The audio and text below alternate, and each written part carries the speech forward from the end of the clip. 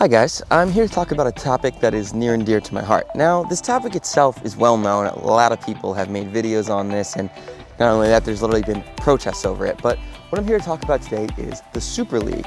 Unfortunately, I kind of feel that a lot of the people that are behind the Super League are coming from America, buying up those clubs over there and turning them into their playthings, and they're the ones that are trying to homogenize it, make it seem like how it is in America, where it's just this kind of fixed league and there's no promotion or relegation. I don't watch soccer, football, because it's like American sports. I watch it because it's completely different than American sports. But I feel it's important as a soccer fan to stay on top of it and continue to discuss why this would be a terrible idea. So first of all, if you just cut out all the other teams, then you're gonna lose all that wonderful history and those amazing little clubs like Aston Villa, Brighton Hove Albion, Crystal Palace, although maybe not Crystal Palace because their owners are American. But anyway, Crystal Palace, Oldham Athletic, I don't know, any of those types of clubs.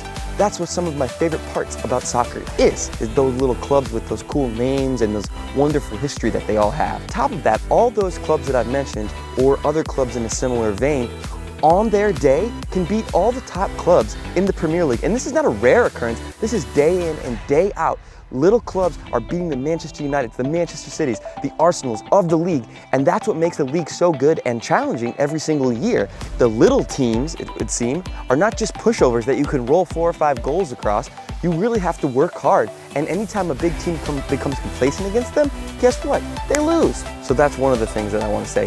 On top of that, what I love about all those little clubs is that they'll produce these wonderful little players who will light up the league. And yes, I know you're saying, of course, eventually bigger teams come and pick them off, but it's still pretty cool to see a couple of cool homegrown talents taking it to the big boys and making their slightly lesser club punch above their weight. It's one of my favorite things about the Premier League and about the idea of not having a Super League, if you will, about just the different individual leagues with all the clubs. And like I said, I fear that it's really, since the influx of these American owners, that this idea has gained more popularity because they're trying to make it like American sports with self-contained leagues with no promotion and relegation. But again, I would say that you're also going to take away another exciting aspect of the sport, in that what's also cool to see is the relegation scrap, if you will. Which teams are fighting to stay in the Premier League, to stay alive? And of course, there's big stakes there because they need to get that broadcasting money. And if they don't, the clubs often enter a free fall, and sometimes they drop all the way down into the lower leagues, non-league. Now, I know that sometimes can be a little bit unstable, but also I appreciate that in terms of a little bit of chaos. I remember when I first discovered soccer and I learned that that's what happened, I said, man, this would never happen in American sports, that they would allow these teams to fall like that. And as much as the teams fall and spend years out of the Premier League, oftentimes they are able to rise like a phoenix out of the ashes and come back up into the league. Just take a look at Leeds, for instance, a founding member of the Premier League, dropped all the way down and came all the way back, and they've been one of the most exciting clubs to watch in the last few years. Unlike in American sports, where there's no relegation or promotion, and so you end up with boring games at the end of the season where commentators are trying to make it interesting while two losing teams slog it out against each other, or worse, they tank their entire season in the hopes of getting a high draft pick. Also, as an American, I don't need it to be like American sports. For many of these reasons that I've just said, that's why I like watching soccer, football, whatever, is because it's completely different than how things are done in the States. And I don't want it to be the same. And I go crazy every time I see an ad for soccer in the States where they turn into this bang bang, John Wayne, shoot 'em up, McDonald's, you know what I mean? Big Hollywood production. I don't need it. I don't need that to like soccer, okay? And on top of that, during the World Cup, oh my God, the way that they advertise the American men's national team, like, come on. I want to see them do well, of course. It's nice to see them go on a run, but please don't advertise them like they're 2002 Brazil and that Christian Pulisic is Ronaldo number 9 in his prime playing for Inter Milan and Brazil. Like, I mean, just knock it off. I don't need that, you know what I mean? I don't need that from the US men's national team, and I still support them, and I still like them.